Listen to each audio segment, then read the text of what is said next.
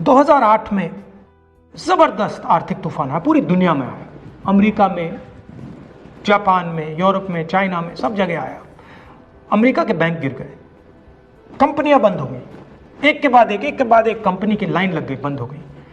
Europe के bank गिरे, मगर हिंदुस्तान को कुछ नहीं हुआ। यूपीए की सरकार थी, प्रधानमंत्री जी के पास गया और मैंने उनसे पूछा, मनमोहन सिंह जी बताइए, पूरी दुनिया में आर्थिक नुकसान हुआ है, हिंदुस्तान को कोई असर नहीं हुआ, कारण क्या है? मनमोहन सिंह जी ने कहा, राहुल, अगर हिंदुस्तान की अर्थव्यवस्था को समझना चाहते हो तो यह समझना होगा कि हिंदुस्तान में दो अर्थव्यवस्थाएं हैं। पहली असंगठित अर्थव्यवस्था और दूसरी संगठित अर्थव्यवस्था। संगठित अर्थव्यवस्था में बड़ी कंपनियां, नाम आप जानते हो। असंगठित अर्थव्यवस्था में किसान, मजदूर, छोटे दुकानदार, मिडिल साइज कंपनीज।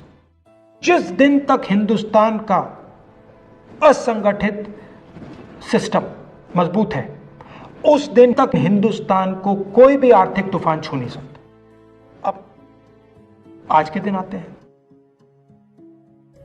पिछले 6 साल से बीजेपी की सरकार ने असंगठित अर्थव्यवस्था पर आक्रमण किया है।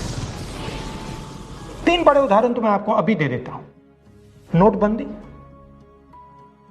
गलत जीएसटी और लॉकडाउन। आप यह मत सोचिए कि लॉकडाउन के पीछे सोच नहीं थी। यह मत सोचिए कि गलती से आखिरी मिनट पे लॉकडाउन कर दिया गया है।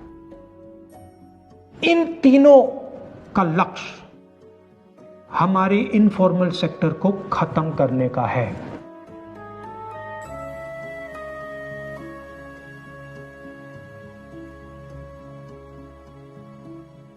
प्रधानमंत्री जी को अगर सरकार चलानी है, मीडिया की जरूरत है, मार्केटिंग की जरूरत है।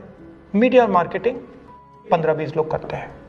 इनफॉर्मल सेक्टर में पैसा है, लाखों करोड़ रुपए, जिसको ये लोग छू नहीं सकते।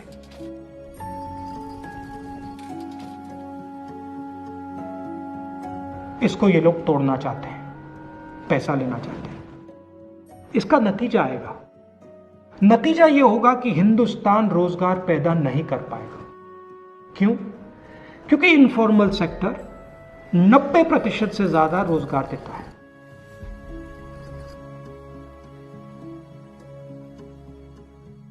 जिस दिन इनफॉर्मल सेक्टर खत्म हो गया, नष्ट हो गया, उस दिन हिंदुस्तान रोजगार पैदा नहीं कर पाएगा। आप ही इस देश को चलाते हो, आप ही इस देश को आगे ले जाते हो, और आपके खिलाफ साजिश हो रही है। आपको ठगा जा रहा है और आपको गुलाम बनाने की कोशिश की जा रही है। हमें इस आक्रमण को पहचानना पड़ेगा और पूरे देश को मिलकर इसके खिलाफ लड़ना पड़ेगा।